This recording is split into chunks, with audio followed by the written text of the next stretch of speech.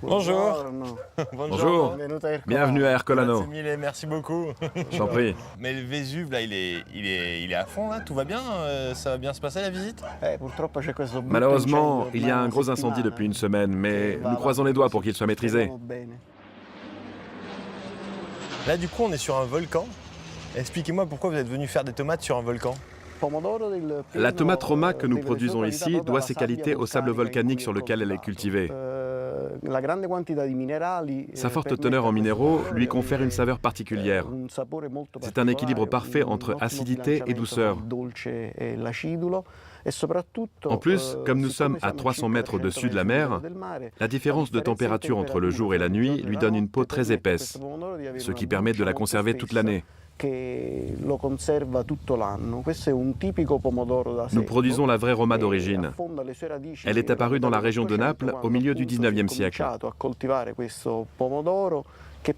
C'est nous qui les assemblons sous forme de grappes. Et ces grosses grappes sont ensuite conservées tout l'hiver et peuvent donc rester consommables. Du coup, vous récoltez les tomates, c'est une saison d'été, et vous les gardez pendant tout l'hiver fraîches. Oui, nous les récoltons en ce moment. La cueillette commence fin juin. Vous pouvez aller jeter un œil? Bien sûr, Si. viens. Andiamo.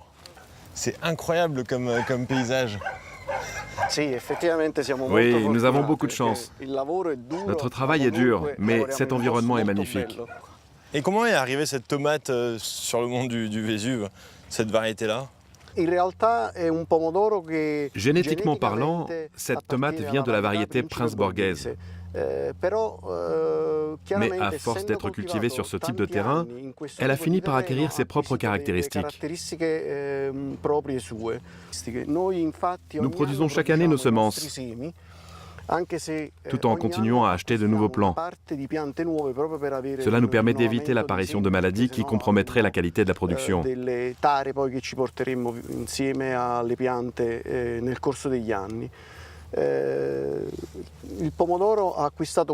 Notre tomate a fini par acquérir cette forme caractéristique. La nature lui a donné une silhouette allongée et ovale, finissant par une petite pointe. Il n'y a qu'ici qu'on la retrouve sous cette forme. C'est aussi une tomate très résistante. Il lui faut très peu d'eau. Nous faisons uniquement quelques cycles de micro-irrigation, surtout au moment de la floraison pour éviter que les fleurs tombent. Et nous arrêtons d'arroser une dizaine de jours avant la récolte, pour que la tomate sèche, ce qui lui permet de mieux se conserver. Cela donne une tomate avec un très bon goût et une saveur très douce. Et je peux en croquer une? Je t'en prie, goûte-en une. Elles sont trop belles. Elles sont vraiment jolies ces tomates, c'est incroyable la petite pointe. Oui, c'est l'une des caractéristiques de cette tomate. Mais cette petite pointe est une arme à double tranchant. Elle est amusante à voir, mais quand on cueille les tomates et qu'on les entasse dans le panier, elles finissent par se percer les unes les autres. Et du coup, elles se mettent à pourrir. Nous devons faire très attention en les manipulant et en les rangeant dans les cagettes.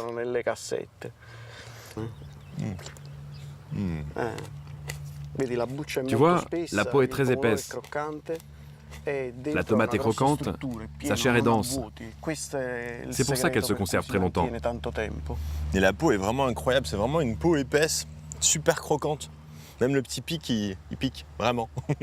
C'est pas juste pour la déco. Avec cette visite à la Massaria, je découvre que le Vésuve, à la fois craint et adulé, rythme depuis toujours l'agriculture locale. Et ces terres fertiles, particulièrement riches en minéraux, offrent ici aux hommes un terreau naturel idéal pour faire pousser des fruits et des légumes d'exception. Conscient de la richesse de ce terroir, Carlo a banni toute utilisation de produits chimiques sur ses 7 hectares de terre et cultive ses tomates en bio.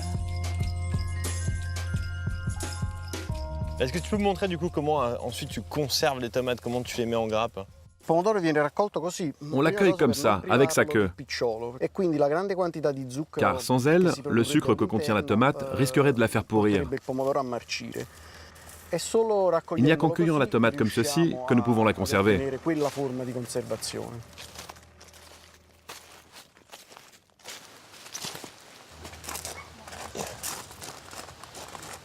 Ah d'accord. Ah, c'est vraiment des grappes de tomates, c'est magnifique. Oui, voilà comment les grosses grappes sont réalisées.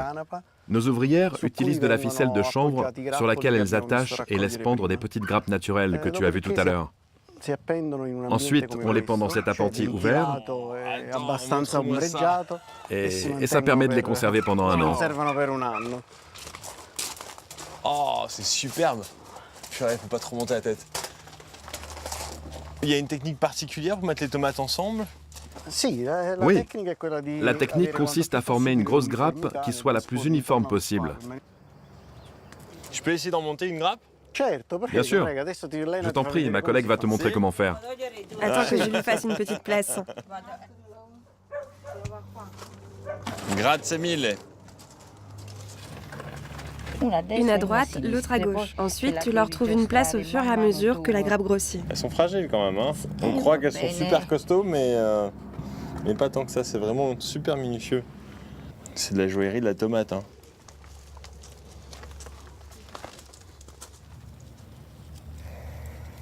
Ouais, je serais pas très rentable, hein. Désolé Carlo. Hein.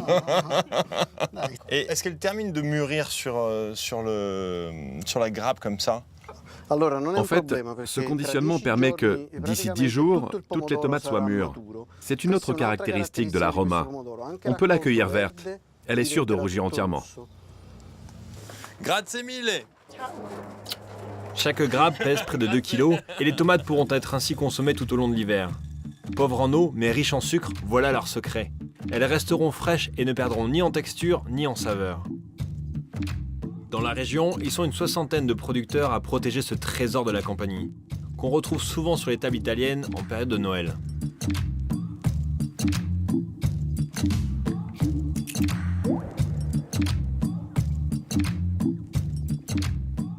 Comment toute cette histoire a commencé? Nous avons démarré cette activité il y a 7 ans. Et nous avons décidé de cultiver la tomate, qui est une culture idéale sur les pentes du Vésuve.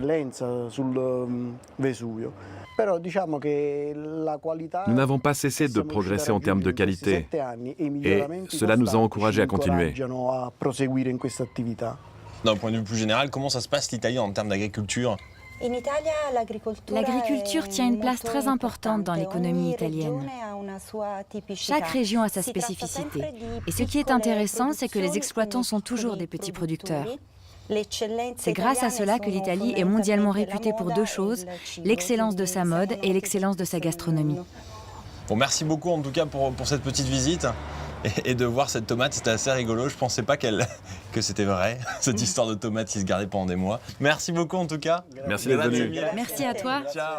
Ciao. Bye. Bye. Ciao.